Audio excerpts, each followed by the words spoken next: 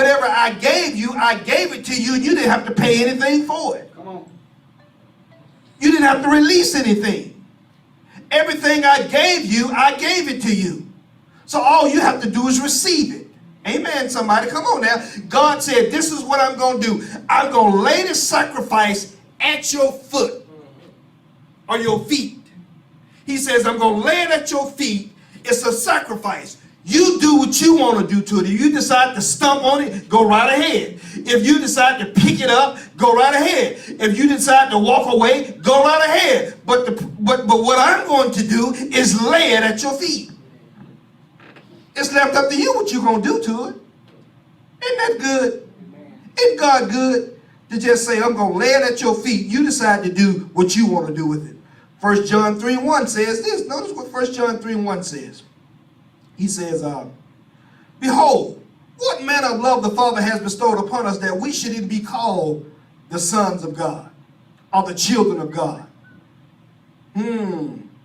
And such we are. For this cause the world knoweth us not, because it know him not. See, oftentimes the world don't know you according to God's standards. Am I talking to anybody? Amen.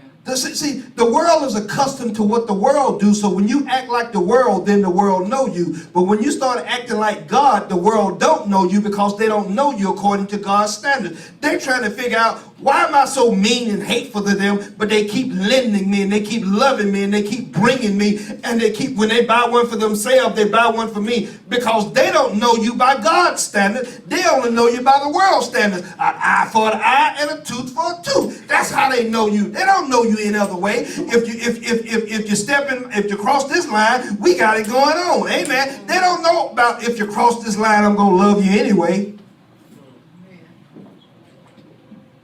So they do what they do. They know you by the standards of the world. So don't be shocked when you run across people like that. They're only doing what they do. Amen. They do what they know. If you've never been taught to do right, how are you going to do right? I mean, right is all in you. Right is all up in you. God said, let us make man in our image. And it was out of the rightness and the richness and the righteousness of God. Come on now. But you decided, and God said, I'm going to give you free will. You can choose to be right and righteous, or you can choose to be wrong and wrong. Amen. But God says, as far as I'm concerned, I so love this world that I'm going to give you my son. Amen. How many givers do we have in here?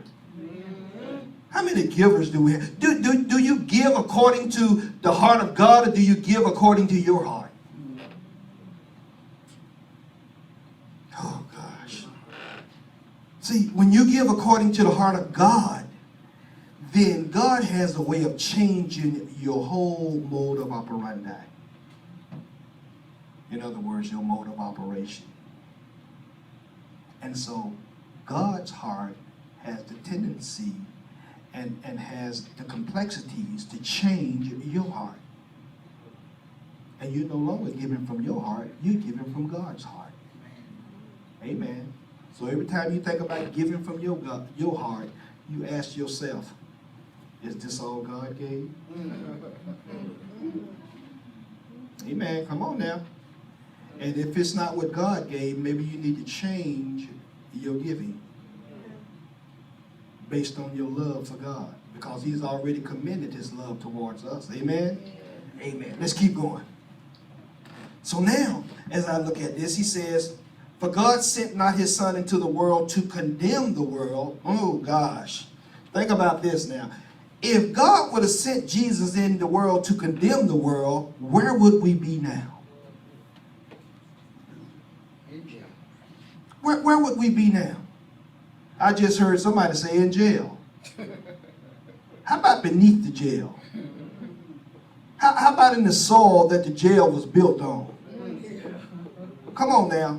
How about how God treated those that mistreated Israel? Poof, puff of smoke. Some of them didn't even last long. Uzzah thought he was doing God a favor when the Ark of the Covenant was falling off a wagon, so he decided he was going to reach up and save God. in his attempt to save God, God killed him because God didn't need to be saved and God was not in trouble. Amen. Come on now. So you got to understand who we are and who he is. God is infinite. We are finite. In other words, we have limits.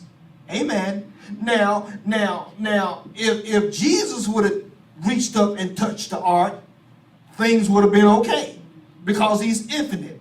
But we are finite, meaning that we have limits. You have certain limits that you can go. You have certain bounds that you're going to reach. You're going to do this, you're going to do that. Once you reach a certain limit, you got to quit. You may not want to quit and you may not want to stop, but you can't go any further. Amen. So you got to see how God operates and how you operate. That's why we call him a supernatural God. Amen.